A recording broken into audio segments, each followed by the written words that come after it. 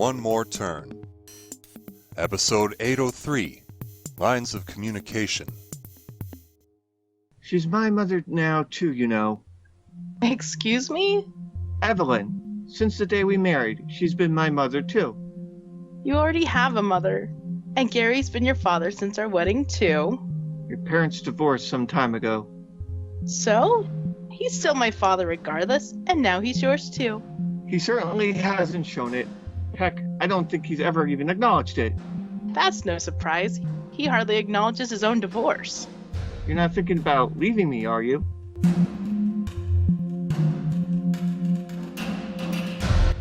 Where is this sudden insecurity coming from? Manipulation was one of the traits Hudson found most attractive in you. I can't believe he told you that. Yes, you can. You know how he loves to overshare. Granted, but what do you think I've been manipulating between us? Hudson's lying was one of his traits you found most attractive.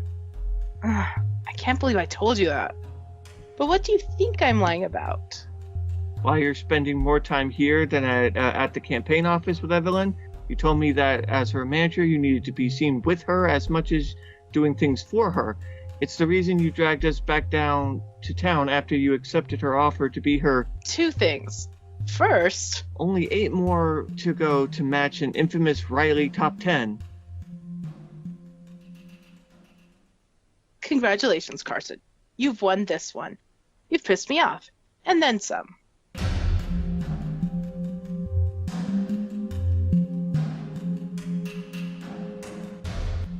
As I was saying, first of all, you chose to follow me back to town. I didn't ask you to come. As your husband, did it not occur to you that it would have been nice to ask? As your wife, did it not occur to you to have just offered to come? And you did. Have you not just argued in favor of why I am a better person than you? I can't think of anyone, myself included, that thinks I'm a better person than you. Period. Are we still having an argument or not? I'm confused. Is this how Riley feels on a regular basis? Well, making fun of Riley is the only tolerable way to talk about her. I'll grant you that. Somehow ironic, you like using the word grant when you used to be a partner in a debt-buying firm with Avery. There is no acceptable reason to talk about her, so let's not even speak her name. But yes, back to the argument. Second... Forget something? No, I just expected to be interrupted. Like how Avery interrupted you and Hudson that one time? And who do I have to thank for telling you that? Oh, Hudson, right? Again, more oversharing? It's his specialty. And your specialty is playing the victim of circumstances. You sure Riley kissing you didn't do something for you back then? It's starting to seem that our specialty is finding extraordinary ways to hurt each other. We were never like this when we were younger and dating. Perhaps we picked up from Max and Nora on how to do it so well. Perhaps we picked up on how to hurt each other from Max and Nora. I not only believe it, we better did. We didn't even wait for you to knock me up. Hardly surprising when both of us use protection. Still. Spare me the bruised masculine ego, however so small it may be. Back to the argument. Second... So you did forget something after all. Second, you said back to town. There are many towns all over the world, but this is a place you refer to as town.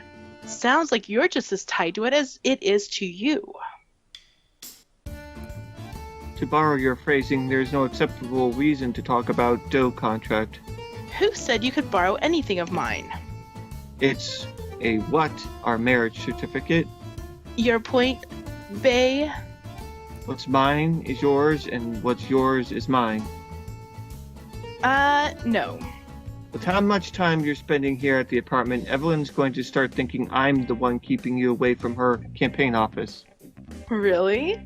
Maybe you could reassure her by telling her about our protection. Brava! I didn't want to tell you what I've been working on here yet, because it's temporary.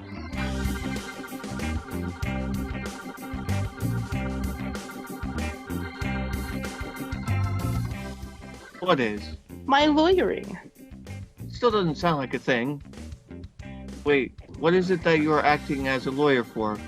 I shouldn't tell you. I don't think I could survive another disbarment challenge. 2 things. First, Clever Dick. not so because my name's not Dick. Now, as I was saying, first, Yes, so, your middle name is Richard. Don't deny it. I have a senior marriage license. with any luck, you can secure a longer gig with Evelyn if she becomes mayor. You do know my agreeing to be her campaign manager was more about helping lessen the likelihood that Pedro would lose not having her win, right?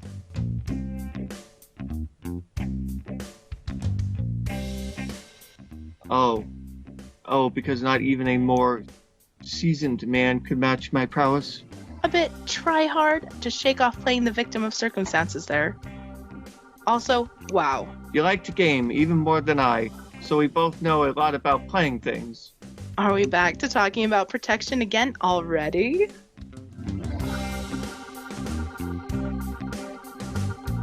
Second, you really should be asking yourself if you want to tell me or not.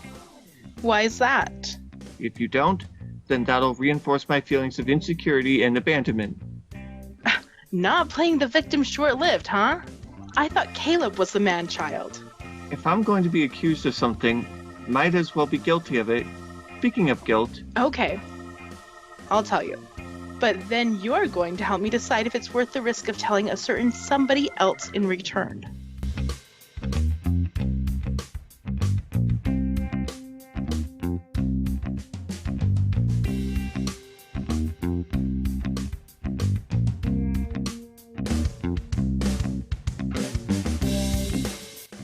One More Turn.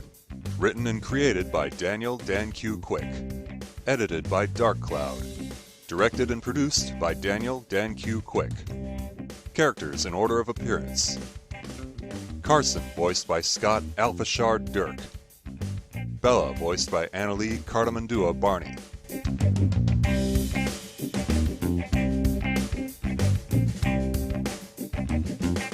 Sounds courtesy of freesound.org. Music by Kevin MacLeod. Voiceover by Sedgwick.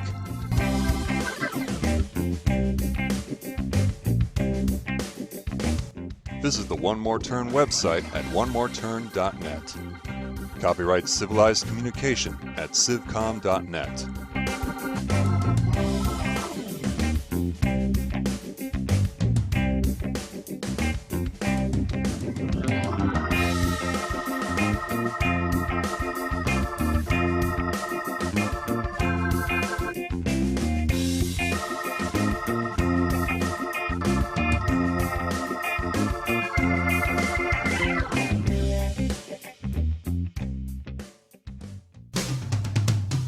On the next episode of One More Turn.